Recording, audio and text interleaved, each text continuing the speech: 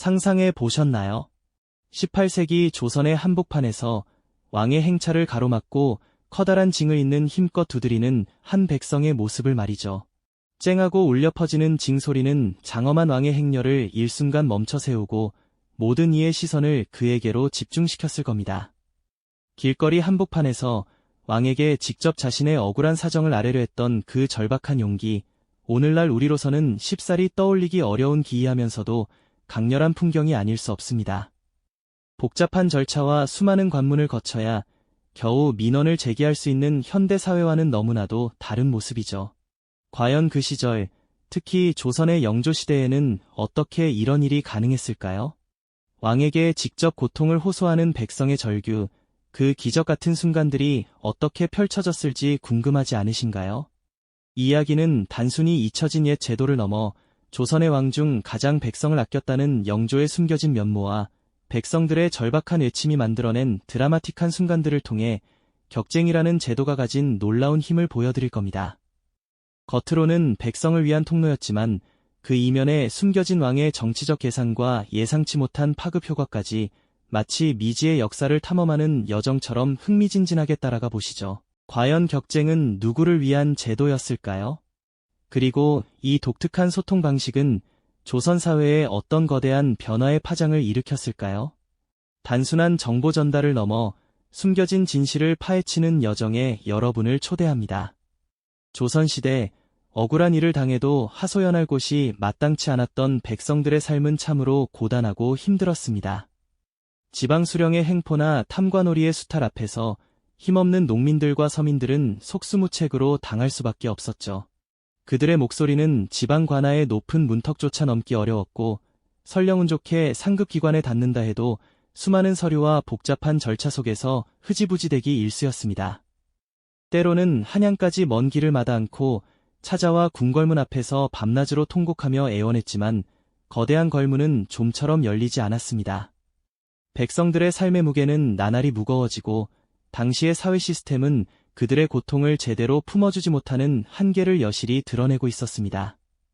그들의 가슴 속에는 답답함과 함께 한 줄기 희미한 희망만이 남아 있었을 겁니다. 바로 이런 절박한 상황 속에서 왕에게 직접 억울함을 알리는 제도가 서서히 그 모습을 드러냅니다. 그것이 바로 격쟁입니다. 격쟁은 말 그대로 징을 쳐서 왕에게 아뢰는 행위를 뜻하는데요. 백성이 왕의 행차를 기다렸다가 징을 울려 자신의 억울함을 호소하는 방식이었죠. 그러나 이 제도가 처음부터 활발하게 운영되었던 건 결코 아니었습니다. 영조가 등극하기 전까지의 격쟁은 그저 형식적인 통로에 불과했으며 실질적인 해결책으로 이어지는 경우는 드물었습니다. 대부분의 왕들은 백성들의 직접적인 호소를 부담스러워하거나 신하들의 강력한 반대에 부딪혀 이를 적극적으로 장려하지 못했습니다. 왕의 행차를 기다리며 징을 울리거나 상언을 올리는 백성들은 분명 존재했지만 그들의 간절한 목소리가 과연 왕에게까지 온전히 전달되어 제대로 된 조치를 받을 수 있었을까요?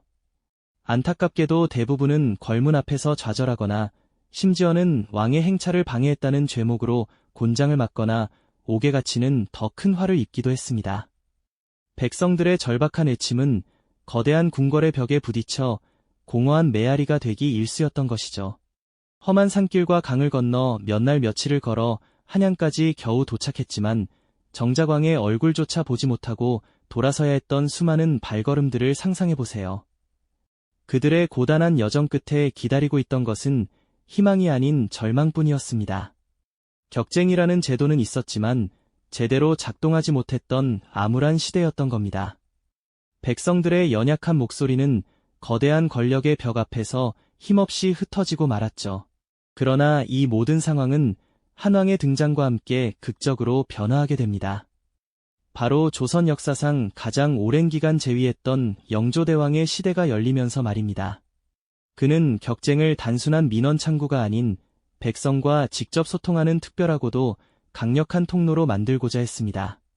암울했던 시대의 백성들에게 격쟁은 그저 먼 꿈 같은 이야기였을 뿐입니다. 왕에게 다가가는 길은 너무나 멀고 험난했고요.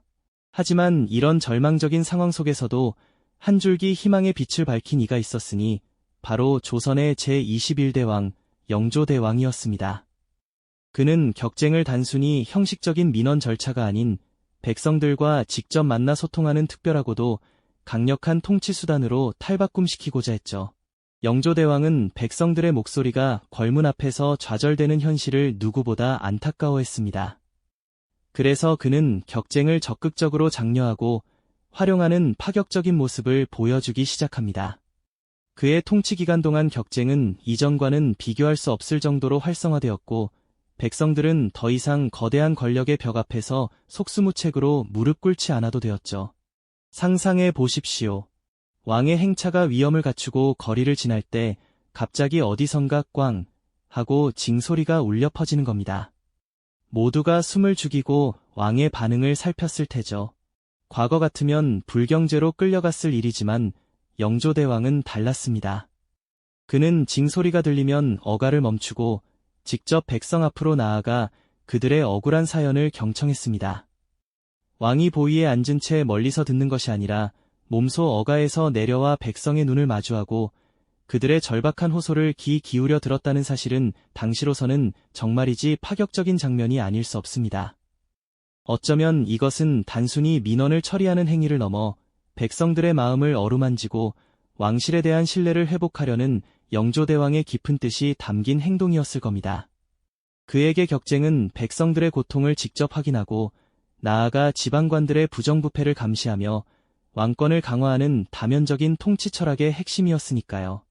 영조대왕은 격쟁을 통해 수많은 억울함을 해소해 주었습니다. 관리의 부당한 세금 징수, 이웃과의 토지 분쟁, 심지어는 살인사건과 같은 중대한 문제까지 백성들은 왕에게 직접 자신의 상황을 아뢰고 공정한 판단을 구할 수 있었죠. 왕의 단호하면서도 자애로운 표정 아래 그들의 맺힌 한이 풀리고 눈물을 흘리는 백성들의 모습은 격쟁이 더 이상 형식적인 제도가 아님을 진정으로 백성을 위한 제도로 거듭났음을 증명해 주었습니다. 왕이 직접 나서서 백성의 편에 서서 문제를 해결해주는 모습은 백성들에게는 가뭄의 단비와도 같았을 테고요. 이처럼 영조대왕은 격쟁을 통해 백성들의 목소리를 직접 듣는 것을 자신의 중요한 통치 원칙으로 삼았습니다. 그는 백성의 마음이 곧 나의 마음이라는 신념 아래 백성들의 고충을 외면하지 않고 적극적으로 해결하려 노력했죠. 격쟁은 단순한 민원 창구를 넘어 왕과 백성이 직접 대면하는 상징적인 소통의 장이 되었던 겁니다. 왕의 행차를 가로막고 징을 울리는 것이 더 이상 목숨을 건 무모한 행동이 아니라 정당하게 자신의 억울함을 호소할 수 있는 희망의 통로가 된 것이죠. 영조대왕의 이러한 태도는 격쟁 제도가 조선 사회에 깊이 뿌리내리는 결정적인 계기가 되었습니다. 백성들은 자신들의 목소리가 왕에게까지 닿을 수 있다는 희망을 품게 되었고, 이는 곧 조선 왕조에 대한 신뢰로 이어졌을 겁니다. 그는 격쟁을 통해 왕실의 권위를 높이고 동시에 백성들의 삶을 실질적으로 개선하려 했던 것이죠. 이로써 격쟁은 조선시대 민주주의적인 소통의 상징으로 자리매김하게 됩니다. 백성들의 억울한 사연을 왕에게 직접 아뢰 수 있었던 격쟁. 그 제도가 조선시대 소통의 상징으로 자리매김한 것은 분명한 사실입니다.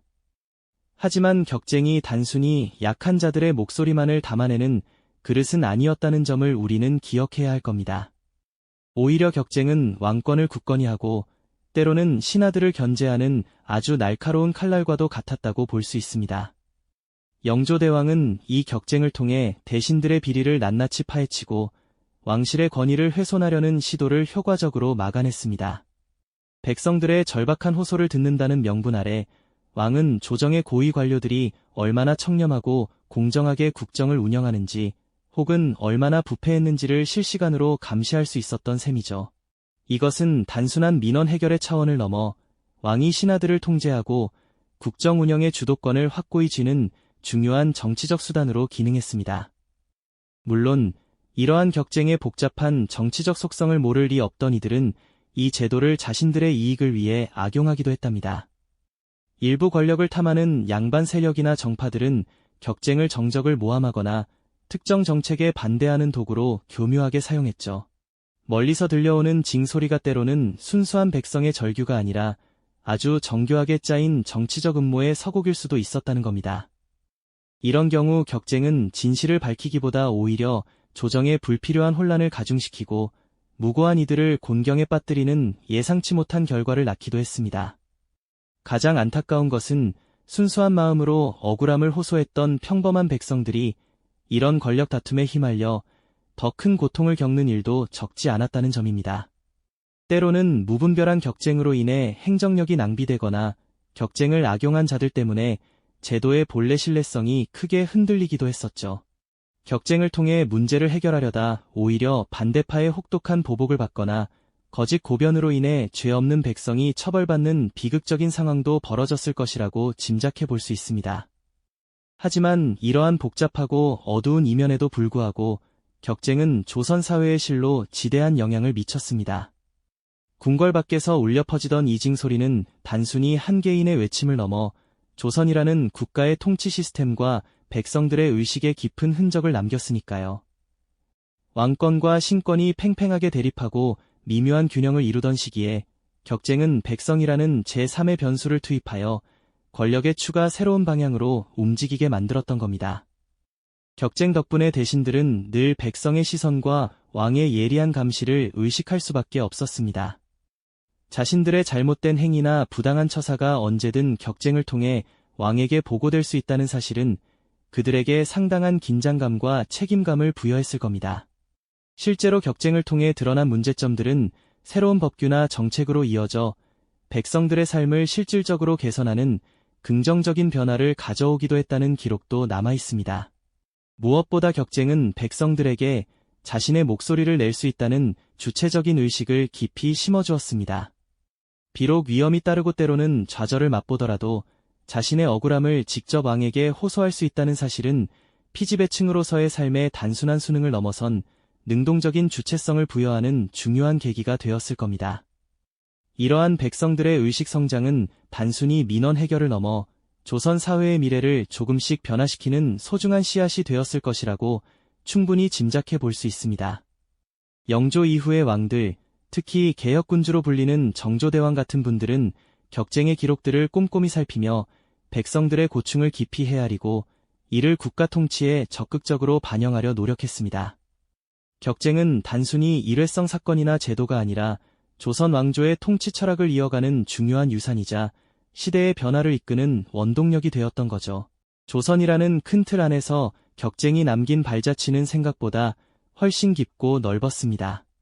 백성들이 자신의 목소리를 내기 시작하면서 그들의 삶은 물론 왕권과 신권의 미묘한 관계에도 적지 않은 파장이 일었으니까요. 격쟁은 단순히 억울함을 풀어주는 것을 넘어 백성들로 하여금 국가의 중요한 일원이라는 자각을 심어주었죠. 이제 더 이상 수동적으로 명령에 따르기만 하는 존재가 아니라 자신의 권리를 주장하고 부당함에 맞설 수 있는 주체적인 존재로 거듭나기 시작한 겁니다. 이러한 백성들의 변화는 곧 조선 사회 전체에 새로운 활력을 불어넣었습니다. 그들의 생생한 목소리는 기존의 법과 제도가 현실과 얼마나 동떨어져 있는지를 보여주는 중요한 지표가 되었고요. 왕실은 격쟁을 통해 수렴된 민심을 바탕으로 불합리한 제도를 개선하고 새로운 정책을 수립하는 데 활용할 수 있었습니다.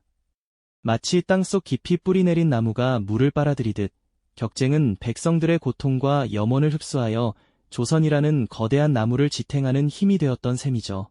하지만 격쟁이 가진 힘은 단지 백성들의 고통을 해소하는 데만 쓰인 것은 아니었습니다. 역사의 무대 뒤편에서는 또 다른 드라마가 펼쳐지고 있었는데요. 바로 격쟁이 왕권을 강화하고 신하들을 견제하는 강력한 수단으로 활용되었다는 불편한 진실입니다. 영조대왕은 격쟁을 통해 신하들이 미처 보고하지 않거나 의도적으로 숨겼던 지방 관리들의 비리, 탐관오리의 행포 등을 직접 파악할 수 있었죠. 이는 왕이 대신들을 압박하고 그들의 권력을 견제하는 데 매우 효과적인 도구로 작용했습니다. 생각해보세요. 대신들의 입장에서는 언제든지 백성의 징소리가 궁궐에 울려 퍼져 자신들의 과오가 왕에게 직고될 수 있다는 사실이 상당한 부담감으로 다가왔을 겁니다. 때로는 격쟁이 정적을 모함하거나 정치적 분쟁의 도구로 악용되는 경우도 있었으니 격쟁은 단순한 민원 창구를 넘어선 권력의 칼날과도 같은 존재였던 거죠. 이처럼 격쟁은 백성의 절박한 외침이자 동시에 왕의 정교한 통치술이 교차하는 복잡한 지점이었습니다. 그렇다면 과연 격쟁은 누구를 위한 제도였을까요? 백성들의 억울함을 해소하는 순수한 창구였을까요? 아니면 왕권을 공고히 하기 위한 정치적 장치였을까요? 어쩌면 이 두 가지 목적이 서로 얽히고 설켜 때로는 상충하고 때로는 시너지를 내며 조선이라는 사회를 움직였던 것 아닐까요? 영조대왕은 격쟁을 통해 백성들의 고충을 헤아리려는 진심 어린 마음과 더불어 흐트러진 왕권을 바로 세우고 신하들을 통제하려는 정치적 의지를 동시에 품고 있었을 겁니다. 결국 격쟁은 백성들의 간절한 목소리가 왕의 복잡다단한 통치술과 만나 예상치 못한 파급 효과를 낳았던 흥미로우면서도 복합적인 제도였던 거죠. 그 징소리는 단순한 소음이 아니라 조선 사회의 깊은 곳까지 스며들어 변화를 요구하는 강력한 울림이었습니다. 백성들은 격쟁을 통해 자신의 존재감을 드러냈고 왕은 격쟁을 통해 백성의 마음을 읽으려 노력했습니다. 그 과정에서 때로는 혼란과 부작용도 있었지만 격쟁이 조선이라는 나라의 통치 시스템과 백성들의 의식에 지대한 영향을 미쳤다는 사실만큼은 분명합니다. 이처럼 격쟁은 비록 과거의 제도이지만 권력과 민중의 소통, 그리고 제도 이면에 숨겨진 다양한 인간적, 정치적 역학관계는 시대를 초월하여 오늘날 우리 사회에도 여전히 유효한 질문을 던져주고 있습니다.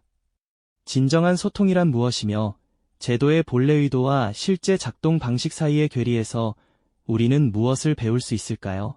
영조시대 격쟁의 징소리는 단순히 과거의 메아리가 아니라 오늘날 우리 사회의 다양한 목소리 속에서 진정한 의미를 찾아야 할 필요성을 조용히 일깨워주고 있는 듯합니다. 이 영상이 도움이 되셨다면 좋아요와 구독 부탁드립니다. 여러분의 응원이 제게 큰 힘이 됩니다. 다음 영상에서도 더 유용한 정보를 공유하겠습니다. 감사합니다.